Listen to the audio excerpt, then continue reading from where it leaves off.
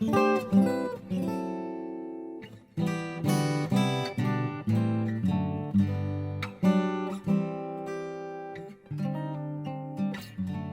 comecei a série de estudos algumas semanas atrás, falando sobre o rei.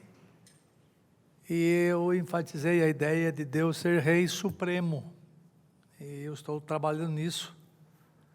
E ele é supremo por várias razões. A primeira razão que eu coloquei, que aponta para a supremacia de Deus, é o fato de ele ser independente, incriado, que se basta a si mesmo, que não precisa de ninguém e de nada. Então eu discorri uma aula inteira sobre a independência de Deus, que o caracteriza como um ser que está acima de todos os deuses. Os deuses criados pelos homens, nem se sonha deles falar alguma coisa semelhante ao que é falado do nosso Deus, o Deus da Escritura Sagrada. Aí depois eu trabalhei sobre a ideia que Deus é supremo porque Ele é poderoso, não somente para criar o universo, mas para sustentá-lo, né? Ele traz à existência todas as coisas, e é uma palavra criadora, poderosa. Aqui a palavra não é a pregação do Evangelho, é a própria pessoa de Jesus Cristo, que é chamada de o Verbo de Deus, que antes de haver nada, ou antes de haver tudo, ele simplesmente fez com que tudo, quando nada existia, tudo viesse à existência. Tá? Então, é uma palavra criadora que trouxe à existência as coisas imediatamente. E Lutero, o que é Deus trouxe as coisas imediatamente? Sem qualquer meio. Isto, sem o uso de meio. E ele fez... Os céus por sua palavra se fizeram, e pelo sopro de sua boca o exército deles. Aí tem outros textos, pela fé entendemos que o universo foi formado pela palavra de Deus. Nunca acredite, nunca estude, nunca na universidade, se você puder, tente provar que cientificamente, que não tem. Nenhum cientista é capaz de dar nenhuma ideia razoável, plausível sobre a existência de todas as coisas. Porque ou você crê no que Deus diz, ou tudo é água abaixo. É pela fé que entendemos que o universo foi feito pela palavra criadora de Deus. Depois eu trabalhei com a palavra de Deus vindo à existência, trazendo as coisas imediatamente. Ou seja, com o uso de meios. Por exemplo, produz a terra, ajuntem-se as águas, ele faz, olha só, as árvores, produz a terra, árvores, né, relva, ele fala, palavra criadora imediata, ele fala, produz a terra seres viventes, ele não disse, haja bois, haja isso, não, ele produz a terra. Então Deus se serviu da própria natureza criada para trazer à existência todas as coisas, muitas coisas. E eu trabalhei na Deus como possuindo uma palavra não somente criadora, poderosa, mas uma palavra sustentadora. O texto de Hebreus fala que ele sustentou todas as coisas pela palavra do seu poder, não é? E aí é uma operação continuada, não vou dar detalhes, que tudo isso já foi dito, só estou revisando. Muita coisa, deixa eu andar. Lembra que eu trabalhei com Deus, é o Rei Supremo, porque Ele conhece tudo. Primeiro Ele pode tudo, porque Ele conhece tudo. E eu falei que Deus conhece as coisas que estão perto, as coisas que estão longe. Deus conhece abrangentemente, não há nada que escape ao conhecimento de Deus. Deus conhece as coisas exaustivamente, não dá para terminar, não dá para atravessar isto, não é? E não há criatura que não seja manifesta na presença de Deus, pelo contrário, todas as coisas estão descobertas e patentes aos olhos daquele a quem temos de prestar contas. Isto foi a nossa última aula. Tudo está perante os olhos do Rei, tudo está descoberto aos olhos do Rei, tudo... aí eu analisei um texto aqui, deixa eu pular. Do céu Deus vê todos os seres humanos, do céu Deus observa os moradores da terra, está aqui. Do céu Ele conhece o coração dos homens, porque Ele é o Criador deles, não é?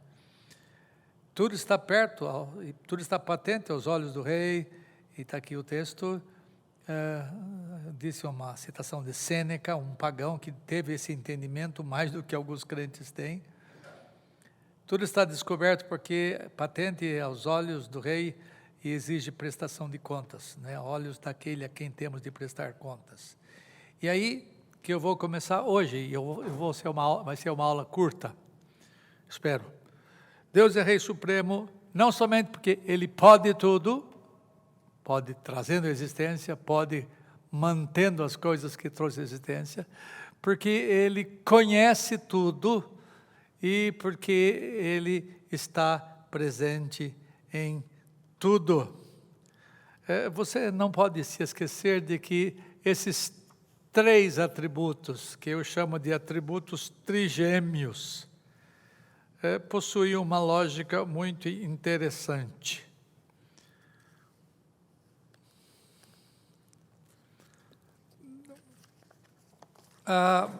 Deus tem poder sobre tudo, isso é onipotência, porque Ele conhece tudo, isso é onisciência.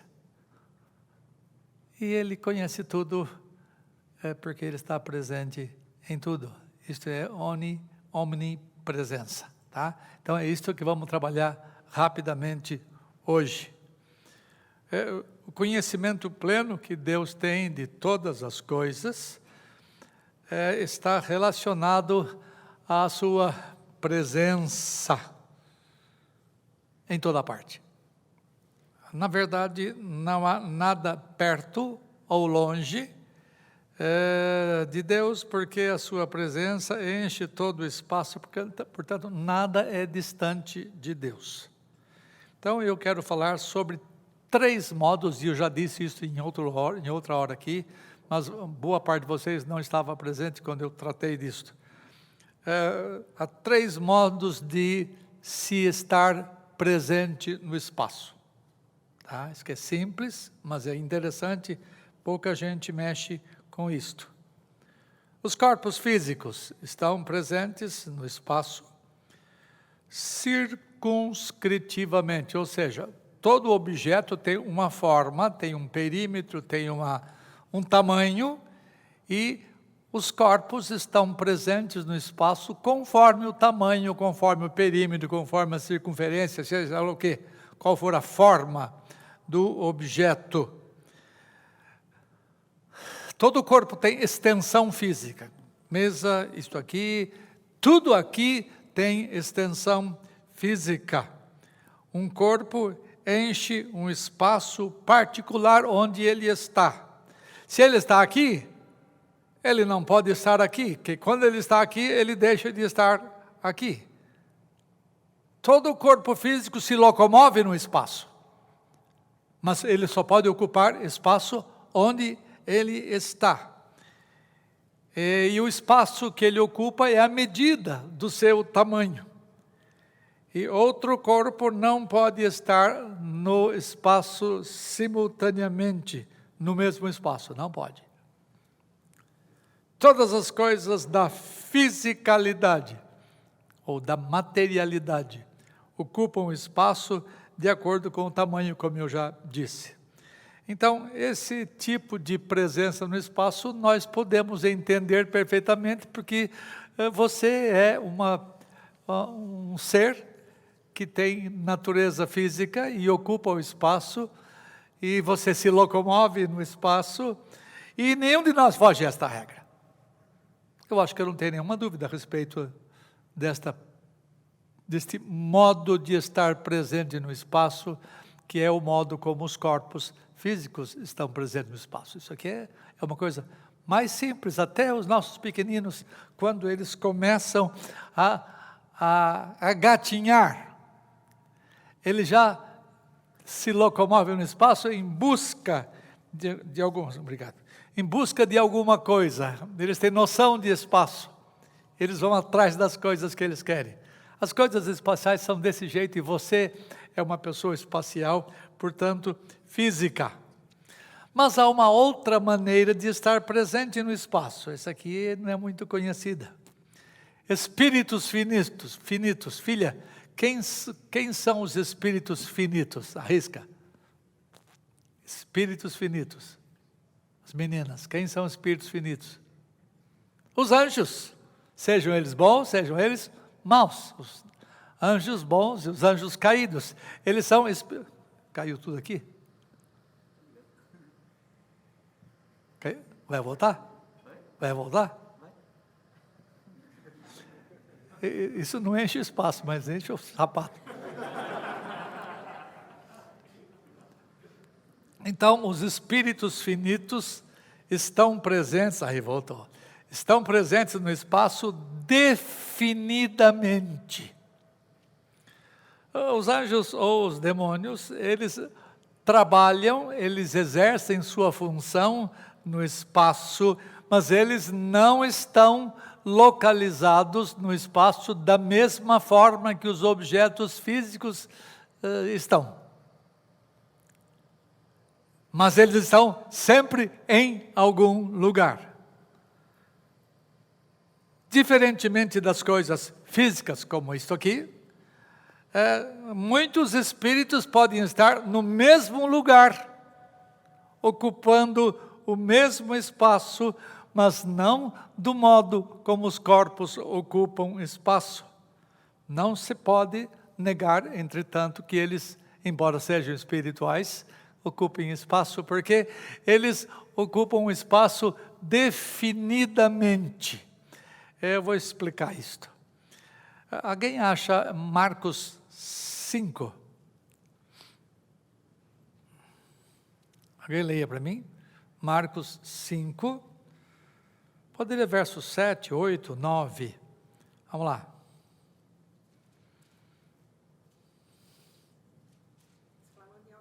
Bem alto. Clamando em alta voz. O Espírito falando, o Espírito maligno falando com Jesus. O que eu tenho contigo, Jesus? Filho do Deus Altíssimo, conjuro-te por Deus que não me atormente. Ok. Você sabia que Jesus Cristo é o atormentador das pessoas? A presença santa dele causa tormento no ímpio e o anjo caído. Que tenho contigo?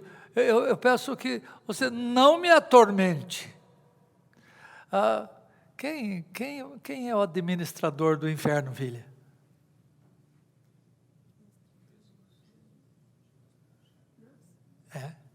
Não é Satanás, não. Não é ele que fica com o garfão. O Senhor é o administrador do inferno. E quando você morrer, se você não é crente, você vai estar com ele. Você vai estar com Jesus. Mas num lugar terrível. Você vai estar com Deus num lugar terrível, porque ele é o administrador. A presença de Jesus é uma presença de terror para os que são ímpios. Tá? Isso aqui vou tratar numa outra hora. Então, continue a leitura. Porque Jesus lhe dissera, espírito imundo, sai desse homem. Sai indica o quê? Um movimento? Sai, continue. E perguntou-lhe, qual é o teu nome? Respondeu ele, Legião é o meu nome, porque somos muitos. Legião é uma palavra romana que indica 6.000 soldados, 6.000 militares que fazem uma legião. Então, como é que é o teu nome? Perguntou Jesus. Não porque ele era ignorante, ele queria ouvir.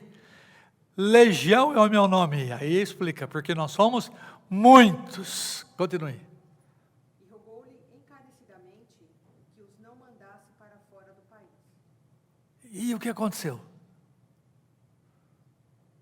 Continue. Ora, pastava ali pelo monte uma grande manada de porcos. E os espíritos imundos rogaram a Jesus, dizendo, manda-nos para os porcos, para que entremos neles. Isto, e Jesus, espíritos finitos estão presentes no espaço de um modo diferente como os corpos físicos. Todos eles estavam, vamos entender que legião que seja muita gente mesmo. Legião em termos de exército são 6.000 soldados. Vamos pensar que esses milhares de demônios estavam presentes no mesmo lugar. No único homem. No mesmo lugar. Onde eu não sei, mas dentro daquele homem. Veja, mas eles ocupam o espaço definidamente, não indefinidamente, que vamos ver daqui a pouco. Tá? Eles ocupam o espaço de modo diferente. Eu estou enfatizando isso para vocês entenderem. Quando você pensa em seres espirituais, você pensa em alguma coisa meio etérea. Não, é alguma coisa real, é um espírito que por estar localizado no espaço, num lugar definido, ele pode ser locomovido para um outro lugar. Eles pediram, não nos expulses do país, mas manda-nos para uma manada de porcos. Então Jesus Cristo tirou aqueles bichos daquele homem e os transportou para a manada de porcos, e assim se fez. Somente coisas finitas podem se locomover. Eles não têm, os anjos não têm corpo, não têm a fisicalidade que nós temos, mas eles se locomovem no espaço. Retira-nos daqui e nos mande para um outro lugar, onde estava uma manada de porcos. Veja, é um modo diferente de se estar presente no espaço. É importante que vocês entendam isto. Espíritos finitos não podem ser pegos, não podem ser vistos pelos olhos, não podem ser detectados pelos nossos sentidos, mas eles são localizados, eles vivem no espaço. Eles podem descer do céu e vir para cá, podem se locomover aqui, e podem se esconder em alguém, mas eles se locomovem porque são finitos. Só coisas finitas se locomovem no espaço. Então, deixa eu fazer uma pergunta. Tu, de Pernambuco, Deus se locomove no espaço ou não? Hã? Eu vou dizer que sim e vou dizer que não. Tá, eu vou explicar. Essa é a terceira maneira das coisas estarem presentes no espaço. Deus ocupa o espaço repletivamente, isto é, ele enche, repleto, ele enche o espaço. Tá? Essa é a maneira exclusiva de Deus estar presente no espaço. E ele enche o espaço com a plenitude do seu ser, ele enche cada parte do espaço com a plenitude do seu ser.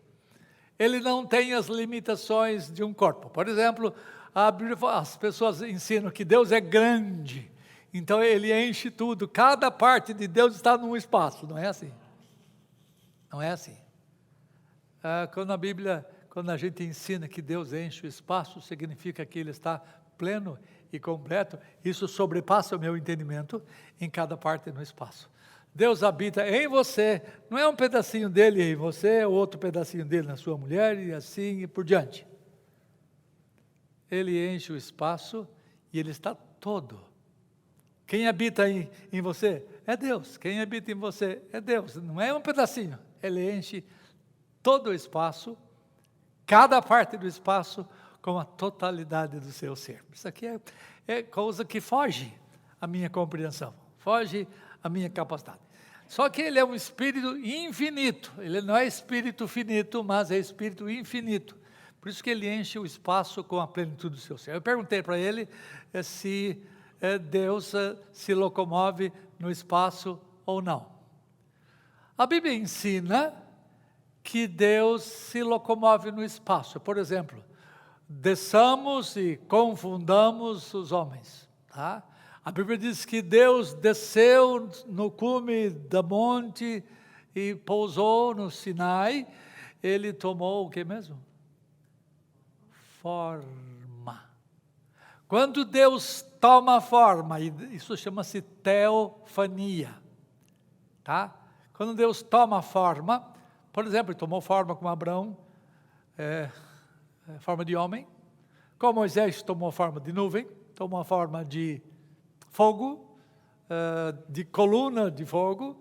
Deus tomou várias formas para poder se dar a conhecer em algum sentido aos homens.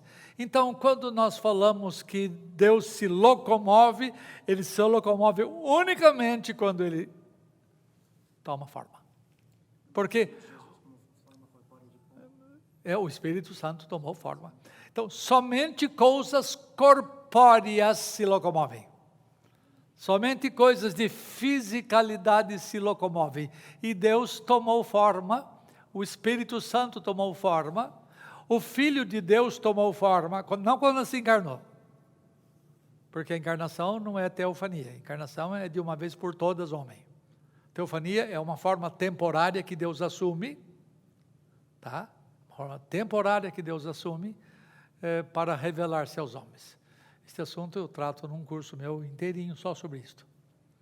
Então, Deus se locomove no espaço somente quando ele toma forma. Quando ele acaba de fazer o que veio fazer, desaparece tudo. Esse assunto é muito legal, quem sabe um dia a gente fala só sobre isto. Agora, o espaço não é referencial para Deus. Deus não tem noção temporal e Deus não tem noção espacial. Porque quando não havia tempo, e tempo é parte da criação, quando não havia o universo criado, ele já era. Isto é, ele já existia. Então, Deus não tem relações diretas com o espaço e com o tempo. Entretanto, ele se envolve no tempo e no espaço. Entretanto, ele opera no tempo e opera no espaço.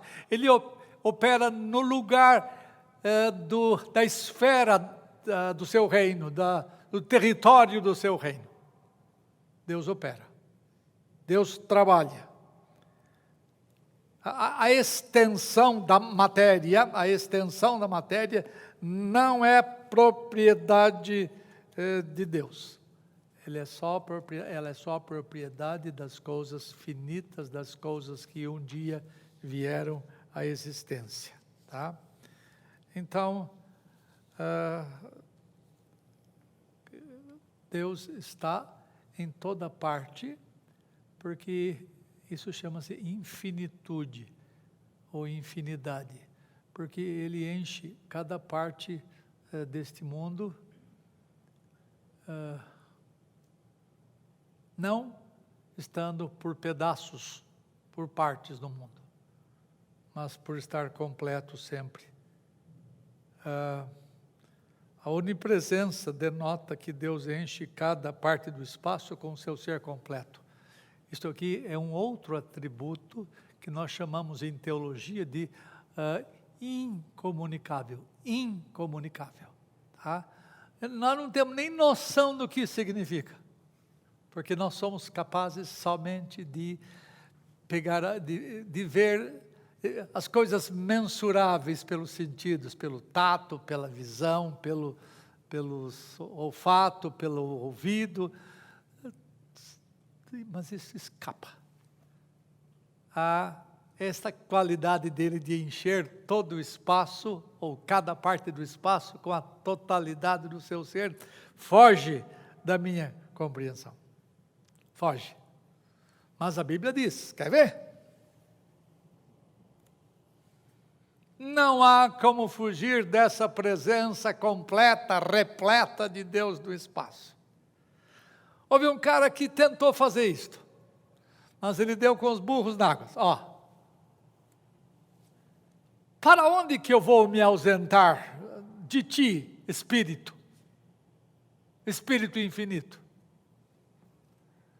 Para onde que eu vou fugir da tua face? Se subo aos céus, lá estás. Se faço a minha cama no mais profundo abismo, lá estás também. Se tomo as asas da alvorada e eu sumo por essas profundezas do firmamento, até lá, ainda lá, me haverá de guiar a tua mão, e tua destra me susterá. Os homens têm a tendência de pensar que eles podem se esconder da presença de Deus, porque eles estão familiarizados somente com o mundo físico. E no mundo físico se pode se esconder de seres físicos. Eu creio que vocês não se escondem, ninguém se esconde de seres espirituais, nem dos anjos. Mas só que eles têm que voar para achar a gente. Eles têm que se locomover para encontrar a gente, porque eles são espíritos finitos. Mas Deus não precisa avoar. Não tem esse verbo, né? Mas tem. Lá no norte não tem arrodear. Ele não precisa arrodear nada, porque Ele está presente em cada parte do espaço com a totalidade do seu ser. Não tem jeito de fugir da presença de Deus. A Bíblia menciona, no capítulo 6 de Apocalipse, que quando os juízos parciais de Deus começarem a acontecer no mundo, os homens tentarão se esconder nas cavernas, nos penhascos, lá nos bunkers, e dirão assim, montes, cobrinos, rochedos, protegei-nos da ira daquele que está sentado do trono e do cordeiro. É capítulo 6 de Apocalipse. Eles pensam que Deus tem um zoinho do jeito deles, que Deus só pode ver as coisas que estão presentes aos olhos físicos deles. Não, Deus está presente de maneira repleta, daí o nome repletiva. Então não há como fugir do Deus Supremo, não há como escapar de Deus em hipótese alguma. É importante recordar que Deus não é o universo, mas está plenamente em cada parte do universo que Ele criou. Ele não está espalhado no universo, porque Ele é grande, então Ele está espalhado. Não é assim. Ele pode ser encontrado nas partes mais profundas, como nas partes mais altas. Ninguém escapa da presença infinita de Deus. É esse o sentido que o salmista deu a este verso. Se subo aos céus, como é que eu vou fugir? Tu está lá. Se vou lá para os quintos dos infernos, lá está também. Se tomo as asas da alvorada, também lá haverá de guiar-me a tua mão. Não há como fugir. E nem tente, viu? Você não conhece, se você tentar é porque você não conhece quem o seu Deus é. Segunda coisa, não há como fugir da onipresença do Rei Supremo. Segunda coisa, não há como se ocultar, é a mesma maneira, não há como se ocultar da onipresença do Rei Supremo. Olha o que ele fala, uma espécie de zombaria, de ironia. Ocultar-se-ia alguém em esconderijo, de modo que eu não veja? Diz o Senhor. E olha o que ele fala, porventura, não encho eu os céus e a terra? Isto é, eu não estou presente, isso que é a doutrina da onipresença, eu não estou presente em cada parte do espaço, não encho eu, não estou pleno em cada parte do espaço. Deus não está longe de ninguém quando nós trabalhamos com a natureza presencial, de onipresença dele. Quando a gente fala assim, Deus está perto, Deus está longe, a ideia de você estar em intimidade ou não com Ele. Mas em termos de presença, em termos de não fugir dele, ninguém está longe dele. Porque não somente seus olhos perscrutam toda a terra, mas Ele está presente em toda a terra. E nenhuma criatura pode fugir daquele que tem todas as coisas, que vê todas as coisas, e vê todas as coisas porque está presente em todas as coisas. É só que Deus está presente no espaço de modo diferente. Por exemplo, Ele está presente dentro de nós de um modo diferente do que Ele está presente no ímpio. Ele está presente no ímpio de um modo diferente do que está presente numa árvore ou num lugar qualquer. Deus está presente de acordo com a natureza das coisas em que Ele está presente. Em mim, Ele está presente, em você Ele está presente, e Ele conforta você, Ele anima você, ou Ele fere você, ou Ele machuca você, como produto da sua disciplina, mas Ele está presente nos seres pessoais de modo diferente que Ele está presente nas coisas da natureza. Isso aqui é uma história longa, que tem muita coisa que dizer a respeito, mas não é hora agora. Mas veja a consciência que o autor de Atos dos Apóstolos, Lucas, registra. Ele está falando lá no Areópago, se não me engano, e ele está contando quem é o Deus Criador, e ele fala assim, para buscarem a Deus, se porventura, tateando, o possam achar. Bem que Ele não está longe de cada um de nós. Você não precisa ficar procurando Ele, tateando, como cego, porque Ele está perto de nós. Olha o que o texto fala. Pois nele nós vivemos, pois nele nós nos movemos, e pois nele nós existimos. Não tem como escapar dele. Não tem mesmo. Tá?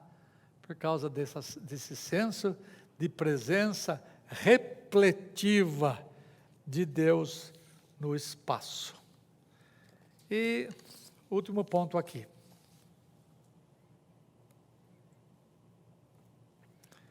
Não há como governar o seu reino. Não há como governar o território do seu reino, que é o mundo, sem a onipresença. Os reis humanos, e eu já comentei isso com vocês, os reis humanos governam através de informação. No Brasil nós temos um órgão, quem se lembra o que é? Tiago? O senhor presidente da República, ele tem um órgão a serviço dele, como é que chama? ABIN, que quer dizer? Agência de Informação.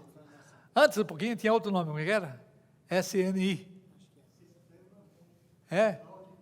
Isto. Não tem nenhum rei que governa do jeito que Deus governa, porque todo mundo depende de informação.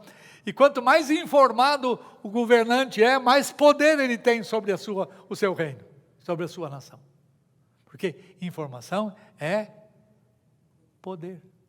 Quem tem informação, quem sabe tudo, pode tudo. A ideia de noção como a ideia de poder, a ideia de conhecimento com poder é muito inteligível hoje. Eles dependem, os governantes dependem de um serviço que seus ministros lhe dão notas de tudo o que está acontecendo no território do seu reino. E essas agências nacionais de informação funcionam dioturnamente, dando uma radiografia diária do que se passa no reino. E assim, os reis humanos governam por informação. Mas Deus governa in loco. Deus governa presencialmente. Não precisa ninguém informar Deus do que está se passando. Às vezes, em oração, a gente ensina as crianças que elas precisam dizer a Deus o que está acontecendo com elas. Precisam dar informação. Não precisa. Deus sabe do que você necessita antes que você lhe peça. Deus conhece as necessidades todas nossas. O que é importante é que nas orações nós confessemos a nossa dependência dEle. E nós digamos, Senhor, eu estou triste, eu estou abatido, e eu peço que Tu confortes o meu coração, que Tu me animes, que Tu me consoles. Mas você não está informando nada dele, para Ele. Você simplesmente está confessando a sua impotência, a sua incapacidade. Então, ore sempre, sim. Não para informar Deus, mas para mostrar quão fraco você é, quão dependente você é. E você tem que mostrar isto, e porque Deus quer que nós nos mostremos dependentes dEle, diante dEle. Ele está presente em toda parte, enquanto que os reis podem estar presentes em um lugar só. Ontem, o nosso presidente estava presente no Rio Grande do Sul. Lá. Hoje deve estar em outro lugar. E ele depende de um monte de coisa. Informação é poder. A mídia faz o que quer. Quem tem o poder de informação na mão faz o que quer. Então, os governos humanos podem ser beneficiados ou maleficiados, não tem essa palavra, né? Com o poder da informação ou da desinformação. Mas Deus não padece desse mal, tá? Falei que a aula ia ser curta. Aplicação das coisas que nós fazemos hoje. Hoje nós tratamos de atributos trigêmeos. Quais são mesmo? Onisciência, onipresença e onipotência.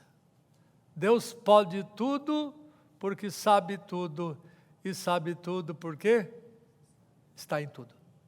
Tá? Então, o que isso significa para o ímpio? Se tiver um ímpio aqui, eu espero que não tenha ímpio aqui. Mas é possível. Eu não sou leitor de corações. Ele é, eu não. Deus é um leitor de corações. Quão terrível é para os ímpios saberem que eles não podem se ocultar de Deus. Que tudo está patente aos olhos daquele que vê todas as coisas, porque está presente em todas as coisas. Quão tolo é para o ímpio que pensa que pode fugir da presença de Deus. Quando os homens entram nos seus lugares mais profundos, mais secretos, lá está Ele também. Deus está no meio deles.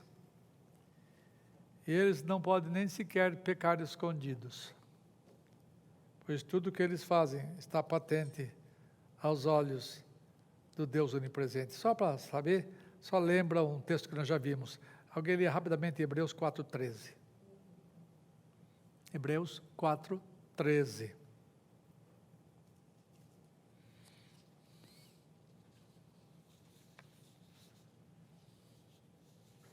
Rapidinho. Não há criatura que não seja manifesta na sua presença. Pelo contrário, todas as coisas estão descobertas e expostas aos olhos daquele a quem temos de prestar contas. Não há ninguém encoberto, tá? Então, se o ímpio souber disto, ele vai tremer dos pés à cabeça quando estiver cometendo as suas impiedades. Isso serve para você também, que não é ímpio. Não pense que você pode secretamente pensar, porque a sua mulher não está vendo, porque o seu marido não está vendo. Vou repetir um cântico muito famoso. Cuidado, pezinho onde anda, lembra? Cuidado, olhinho que vê. Como é que fala? Porque Papai do céu está olhando para você.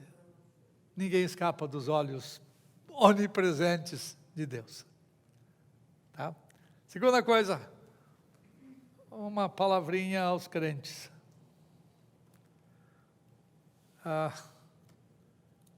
Para os incrédulos é uma coisa terrível saber que ele está pelado diante de Deus, que Deus vê todas as coisas.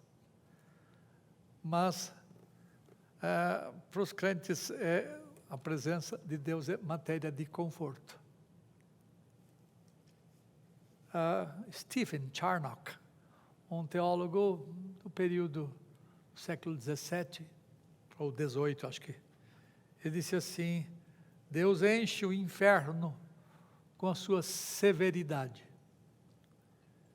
Deus enche os céus com a sua glória. E o Deus enche o seu povo com a sua graça. A onipresença de Deus é conforto nas horas de grandes tentações. O fato de sabermos que Deus está presente quando somos tentados, dá-nos uma sensação de proteção, de segurança. Ele está perto para nos confortar, você não está só no meio da tentação. Portanto, você pode pedir a Ele perfeitamente, e você deve pedir socorro a Ele na hora da tentação, porque Ele está presente ali. Esta foi a experiência de Jesus quando foi tentado. Ele disse assim: o Pai está comigo. Eu não estou só, mas o Pai está comigo. A onipresença de Deus é conforto nas horas de terríveis aflições. Você sabe, você conhece isso aqui, ó.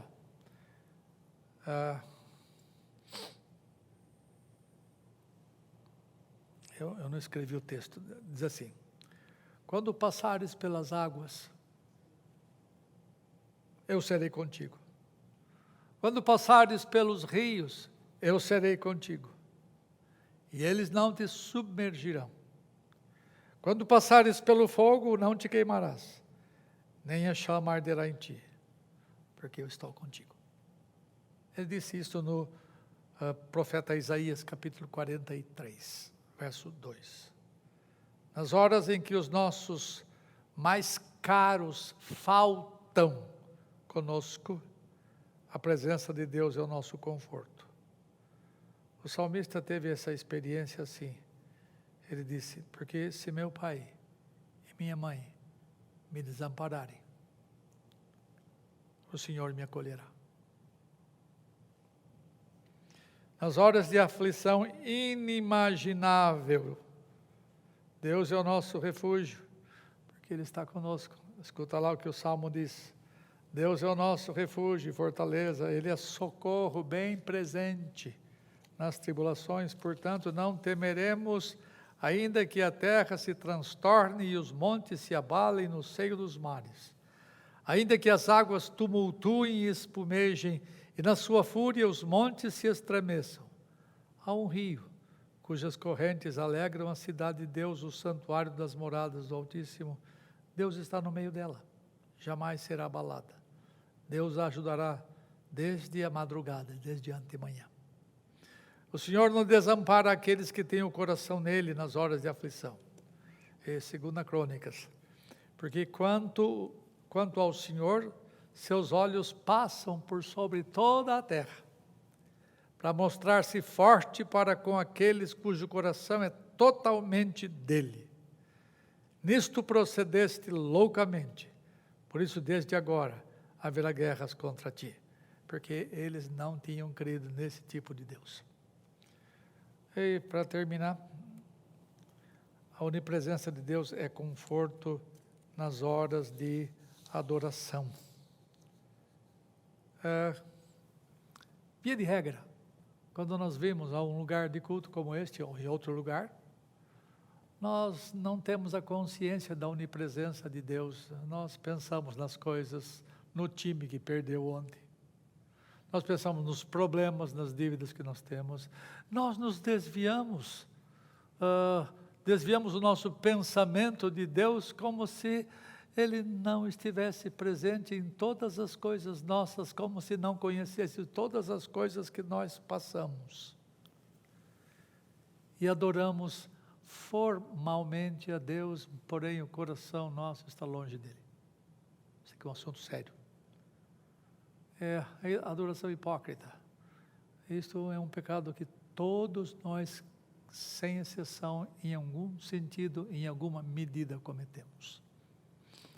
Se nós tivéssemos a consciência plena da sua presença, os nossos olhos não se desviariam nunca, os nossos ouvidos não se desviariam nunca, a nossa atenção diante do que está se passando, diante das palavras que nós dizemos, diante das palavras que nós ouvimos, diante daquilo que nós cantamos. o nosso coração estaria voltado unicamente para o Senhor. Eu quero que você se lembre isto. Olha o que diz o profeta Isaías no capítulo 57. Porque assim diz o alto, o sublime, isto é, aquele que está acima de todas as coisas, aquele que está além de todas as coisas, aquele que é transcendente. Assim diz o alto, o sublime. Mas, ao mesmo tempo, aquele que habita a eternidade, que tem o nome de santo, ele diz assim: habito no alto e santo lugar, mas habito também com aquele que tem o coração contrito e abatido. Para quê? Para vivificar o espírito dos abatidos e vivificar o coração dos contritos. Ao mesmo tempo em que ele é alto e sublime, isso chama-se transcendência. Ele habita com aquele que é abatido do espírito, isso é imanência. Isto é, ele ao mesmo tempo que está além das coisas criadas, ele está junto das coisas criadas. Isso é maneira de conforto para mim. Eu não estou só nunca. Nunca. E você, quando vir a um lugar de culto como este, ou outro lugar qualquer, porque templo não é isto. Templo, desculpa o português, templo é nós. Nós é templo. Isto é, nós somos o templo de Deus, e Deus está no seu santo templo. Em outras palavras, Deus está em nós. Então, isso é matéria de grande conforto, a onipresença de Deus nas horas de adoração. Pois sabemos que Ele não está longe de nós, mas no nosso meio e em nós. Porque nele vivemos, nos movemos e existimos. Se você tem consciência de que Deus está presente, então, quando você for pecar, saiba que Deus está junto de você. Você não peca sozinho secretamente. Saiba que Ele se entristece pelos seus pecados, pelos pecados dos seus filhos. Portanto, que a onipresença de Deus seja um estímulo para a sua vida de limpeza moral, sua vida de purificação, de santidade. Simplesmente porque Ele está aqui. Simplesmente porque Ele está aqui. Se nós tivéssemos essa consciência, eu creio que a nossa vida seria muito mais limpa, muito mais santa. Portanto, Ele é Rei Supremo, porque Ele pode tudo, porque Ele conhece tudo, e Ele pode tudo, e conhece tudo, porque está em tudo. Tá? Alguém tem pergunta a fazer? Perceba a ligação desses três atributos: onipotência, onisciência e onipresença.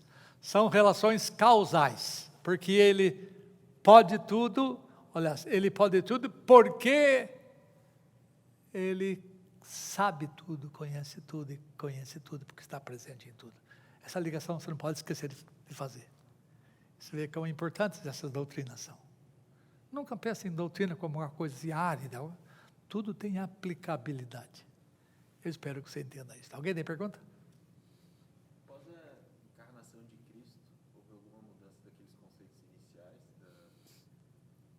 do fato dele ser um corpo que se transporta no espaço?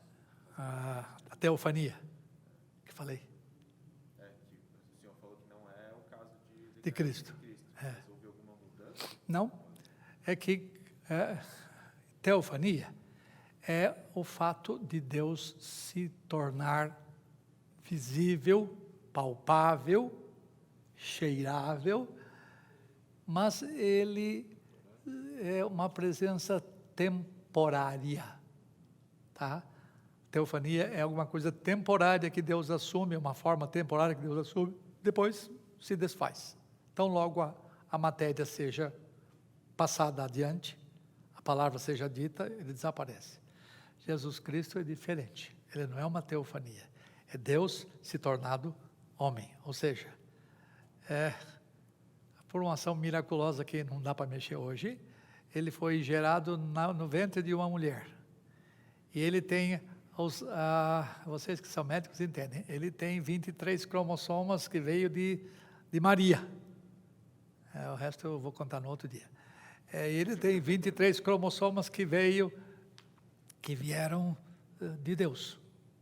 Como Deus deu os 46 cromossomos a Adão. Ele não tinha quem gerasse Adão. Mas no caso de Cristo, ele teve parte de Maria e parte o próprio Deus proveu. Essa história é muito boa, está lá em Lucas. Espera, deixa eu só terminar aqui. Então, Jesus Cristo, uma vez se tornou homem, nunca mais vai deixar de ser homem como nós. Ele continua sendo Deus como o Pai dele é. Diferentemente de Deus, ele é homem. E diferentemente de nós, ele é Deus. Então, ele vai ser para sempre esse verbo encarnado. Ele nunca mais vai ser somente o verbo, ou o filho. Mas verbo encarnado ou o filho encarnado. Não é uma manifestação visível temporária, mas definitiva. Tá? Alguém fala? Não, era exatamente isso que eu ia falar, que Jesus, uma vez encarnado, ele continua com essa natureza. Divino-humana. Duas naturezas, a de Deus e a do homem. Perfeitamente Deus e perfeitamente homem. Depois que Jesus veio, a teofonia em forma humana cessou, né? Nós não temos notícia de manifestação teofânica de Deus, mas vai ter, viu, o Lutero? Sim, mas isso não faz pensar que aquelas que aconteciam eram da segunda pessoa da Trindade? Há estudiosos que tentam atribuir somente à segunda pessoa da Trindade, ao Filho, os aparecimentos, as teofanias do Antigo Testamento. Eu não vejo problema, não há nenhuma heresia em pensar assim. Mas eu falo umas bobagens de vez em quando, mas eu sustento a minha bobagem. Por exemplo, não vou falar agora. Mas o Espírito Santo tomou forma? Sim, forma de pomba. Ele foi visto. Estava voando assim. O Pai tomou forma? Tomou. Então há muita coisa. Só que era em forma humana, que seria a segunda pessoa. Não. Ele tomou forma. Uma hora vamos conversar sobre isso. Eu tenho um curso só sobre isso. Você fez parte dele. Então, a teofania é uma coisa extraordinária. E eu creio que no final, eu falei isso no curso para vocês, no final, o Pai vai tomar forma. Ele vai sentar-se no trono, e só pode ser com forma humana, ou forma de fogo, ou forma de qualquer coisa espantosa. E o Filho vai estar ao seu lado. Duas pessoas de aparência. Uma de aparência humana, porque é homem. A outra de aparência humana, porque assume aquela forma, ao menos na hora em que ele estiver sendo adorado. Mas essa aqui é outra história.